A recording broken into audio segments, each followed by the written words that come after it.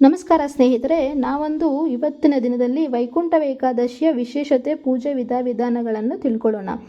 ನಮಗೆ 2025ನೇ ಪ್ರಕಾರ ಗುರುವಾರ ಮತ್ತು ಶುಕ್ರವಾರ 2 ದಿನ ವೈಕುಂಠ ಏಕಾದಶಿ ಬಂದಿದೆ.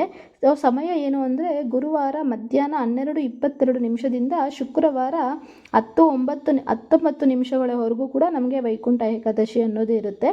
ವರ್ಷದಲ್ಲಿ 24 ಏಕಾದಶಿಗಳು ಬರುತ್ತವೆ. ಆದರೆ ಈ ಒಂದು ದ್ವಾದಶಿಯಲ್ಲಿ ಬರುವಂತಹ ವೈಕುಂಠ ಏಕಾದಶಿ ಅನ್ನೋದು ತುಂಬಾ ಮುಖ್ಯ ಆಗಿರುತ್ತದೆ.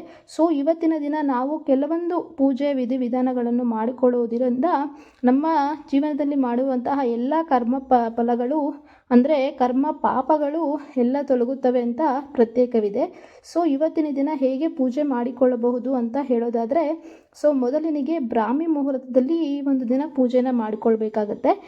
ಈ ವರ್ಷದ ಪ್ರಕಾರ ಬಂದಿರುವಂಥ ಸಮಯ, ಮೊದಲಿಗೆ ಈ ಪೂಜೆಯನ್ನು ಆದಷ್ಟು ಬ್ರಾಹ್ಮಿ ಮುಹೂರ್ತದಲ್ಲೇ ಮಾಡಿಕೊಳ್ಳಬೇಕಾಗುತ್ತದೆ. ಬ್ರಾಹ್ಮಿ ಮುಹೂರ್ತ ಬಂದು ಈ ವರ್ಷ ಬಂದಿರುವಂತಹ ನಮಗೆ ಉತ್ತಮವಾದ ಸಮಯ ಅಂದರೆ ಬೆಳಗ್ಗೆ 4 ಗಂಟೆಯಿಂದ 8:45 ನಿಮಿಷಗಳವರೆಗೂ ಕೂಡ ಶುಭ ಫಲ ಬರುವಂತಹ ಸಮಯ ಆಗಿರುತ್ತದೆ. ಆದಷ್ಟು ಈ ಸಮಯದಲ್ಲಿ ನೀವು ಪೂಜೆ ವಿಧಾನಗಳನ್ನು ಮಾಡಿಕೊಂಡ್ರೆ ತುಂಬಾ ಉತ್ತಮ ಅಂತಲೇ ಹೇಳ್ಬೋದು.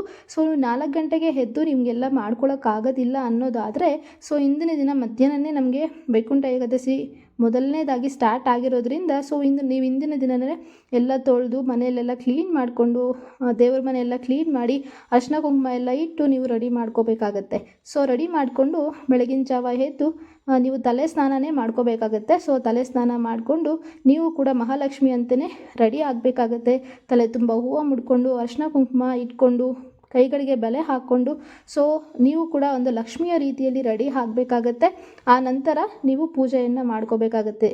ಇನ್ ಕೇಸ್ ನೀವು ಏನು ಅಂದರೆ ಇಟ್ಕೊಳ್ಳದೆ, ಹೂವು ಮುಡ್ಕೊಳ್ಳದೆ, ಅರಿಶಿನ ಕುಂಕುಮ ಇಟ್ಕೊಳ್ಳದೆ ಅದು ಪೂಜೆ ಮಾಡಿದ್ರೆ ಅದು ಅಷ್ಟೊಂದು ಪ್ರತಿಫಲ ಸಿಗುವುದಿಲ್ಲ. ಆದಷ್ಟು ನಮ್ಮ ಒಂದು ಹೊಸಲಿನಲ್ಲಿ ಹಾಗೆಯೇ ತುಳಸಿ ಕಟ್ಟೆಯಲ್ಲಿ ವಿಷ್ಣು ಅನ್ನೋದು ಪ್ರತಿರೂಪ ಅಂತ ಹೇಳ್ತಾರೆ. ಆದಷ್ಟು ಹೊಸಲಿಗೆ ಚೆನ್ನಾಗಿ ಅರಿಶಿನ ಕುಂಕುಮ ಇಟ್ಟು ಅಕ್ಕಿ ಹಿಟ್ಟಿಂದ ನಾವು ರಂಗೋಲಿಯನ್ನು ಹಾಕಬೇಕಾಗತ್ತೆ. ಅದು ತುಂಬಾ ಉತ್ತಮ. ಅಕ್ಕಿ ಹಿಟ್ಟಿಂದ ಪೂಜೆ ಮಾಡಿಕೊಂಡ್ರೆ ರಂಗೋಲಿ ಹಾಕ್ಕೊಂಡ್ರೆ ತುಂಬಾ ಉತ್ತಮ. ತುಳಸಿ ಕಟ್ಟೆಗೂ ಕೂಡ ಪೂಜೆಯನ್ನು ಮಾಡಿಕೊಂಡು ಮನೆಯಲ್ಲಿ ದೀಪ ಧೂಪಗಳನ್ನು ಹಚ್ಚಿಕೊಂಡು ಮನೆಯ ಒಂದು ದೇವಸ್ಥಾನ ರೀತಿಯಲ್ಲಿ ಬರುವಂತಹ ಘಮ ಅನ್ನುವಂತಹ ಹೂಗಳನ್ನು ಬಳಸಿ ನಾವು ಪೂಜೆಯನ್ನು ಮಾಡಿಕೊಂಡ್ರೆ ತುಂಬಾ ಉತ್ತಮ ಈ ಒಂದು ದಿನದಲ್ಲಿ. ವರ್ಷದಲ್ಲಿ ಬರುವಂತಹ 24 ಏಕಾದಶಿಯದಿಂದ ನೀವು ಪೂಜೆ ಮಾಡದೇ ಇದ್ದರೂ ಪರವಾಗಿಲ್ಲ. ಆದರೆ ವೈಕುಂಠ ಏಕಾದಶಿ ಒಂದು ದಿನ ಪೂಜೆ ಮಾಡಿದ್ರೆ ಆ 24 ದಿನದಲ್ಲಿ ಬರುವಂತಹ ಒಂದೇ ಒಂದು ದಿನದಲ್ಲಿ ಬರುತ್ತೆ. ಆ ಒಂದು ಪ್ರತಿಫಲ ನಮಗೆ ಇಲ್ಲಿ ಸಿಗುತ್ತೆ.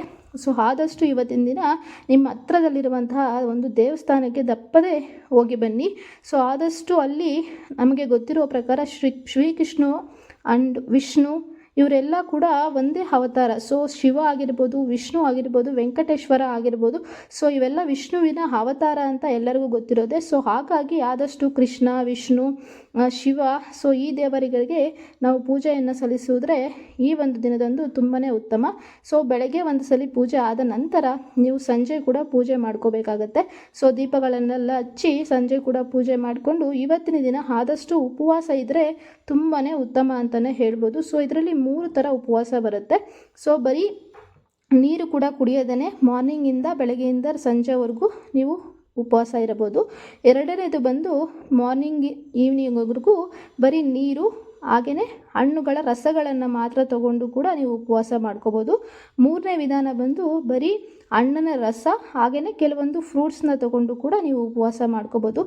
ಆದಷ್ಟು ನೀವು ಆಗುತ್ತೆ ಅಂದರೆ ಮಾರನೇ ದಿನ ಬೆಳಗ್ಗೆವರೆಗೂ ಕೂಡ ಉಪವಾಸವನ್ನು ಮಾಡಿಕೊಂಡು ಮನೆಯಲ್ಲಿ ಸಂಜೆ ಕೂಡ ಅಷ್ಟೇ ಪೂಜೆಯನ್ನು ನೀಟಾಗಿ ಮಾಡಿಕೊಂಡು ನಮಗೆ ಉತ್ತಮವಾದಂತಹ ಒಂದು ನೈವೇದ್ಯ ಕೂಡ ಇಡಬೇಕಾಗತ್ತೆ. ಹಸಿ ಹಾಲು ಕೋಸಂಬರಿ ಅನ್ನೋದು ತುಂಬಾ ಉತ್ತಮ ಆಗಿರುತ್ತೆ ಪ್ರಸಾದಕ್ಕೆ. ಹಾಗೆಯೇ ವಿಷ್ಣುವಿಗೆ ಲಡ್ಡುಗಳಂದರೆ ತುಂಬ ಇಷ್ಟ ಇರೋದ್ರಿಂದ ಲಡ್ಡುವಿನ ಕೂಡ ನೈವೇದ್ಯದಿಂದ ಇಟ್ಟು ಸಂಜೆ ಆದಷ್ಟು ಅಕ್ಕಿ ಹಿಟ್ಟಿನಿಂದ ದೀಪಗಳನ್ನು ಮಾಡಿದ್ರೆ ತುಂಬಾ ಉತ್ತಮ.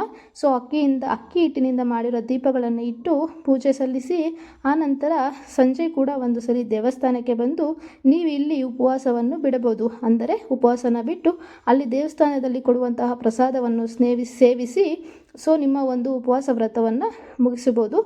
ಆದಷ್ಟು ಇದನ್ನು ನೀವು ಆದರೆ ಮಾಡಿ ತುಂಬಾ ಒಳ್ಳೆಯದಾಗುತ್ತೆ. ನಿಮಗೇನಾದರೂ ಪೂಜೆ ಮಾಡ್ಕೊಳ್ಳೋಕ್ಕೆ ಆಗಲ್ಲ ಅಂತಂದರೆ 101 ಸಾರಿ ಆ ವಿಷ್ಣುವಿನ ಪಟವನ್ನು ಜಪಿಸೋದ್ರಿಂದ ಕೂಡ ಒಳ್ಳೆಯದಾಗಿರುತ್ತೆ. ಓಕೆನಾ? ಸೊ ಇವತ್ತು ವಿಡಿಯೋ ನಿಮಗೆ ಇಷ್ಟ ಆಗಿದೆ ಅಂತ ಅಂದ್ಕೊಂಡಿದ್ದೀನಿ. ಸೊ ಈ ಒಂದು ವರ್ಷ ನಿಮಗೆ ಆದಷ್ಟು ಆಸ್ತಿ, ಅಂತಸ್ತು, ನೆಮ್ಮದಿ, ಸುಖ, ಶಾಂತಿಯನ್ನು ಕೊಟ್ಟು ಆ ದೇವರು ಕಾಪಾಡಲಿ ಅಂತ ಕೋರ್ಕೋತಾ ನಾನು ಈ ವಿಡಿಯೋವನ್ನು ಇಲ್ಲಿಗೆ ಮುಗಿಸ್ತಾ ಇದ್ದೀನಿ. ಸೊ ನಿಮಗೇನಾದರೂ ಈ ವಿಡಿಯೋ ಇಷ್ಟ ಆಗಿದರೆ, ಈ ಇನ್ಫಾರ್ಮೇಷನ್ ಇಷ್ಟ ಆಗಿದರೆ ದಯವಿಟ್ಟು ನಿಮ್ಮ ಫ್ರೆಂಡ್ಸ್ ಆ್ಯಂಡ್ ಫ್ಯಾಮಿಲಿಗೆ ಶೇರ್ ಮಾಡಿ. ಓಕೆನಾ? ಧನ್ಯವಾದಗಳು ಸ್ನೇಹಿತರೆ. ನಾನು ಮತ್ತೆ ಮುಂದಿನ ವಿಡಿಯೋದಲ್ಲಿ ಸಿಗ್ತೀನಿ.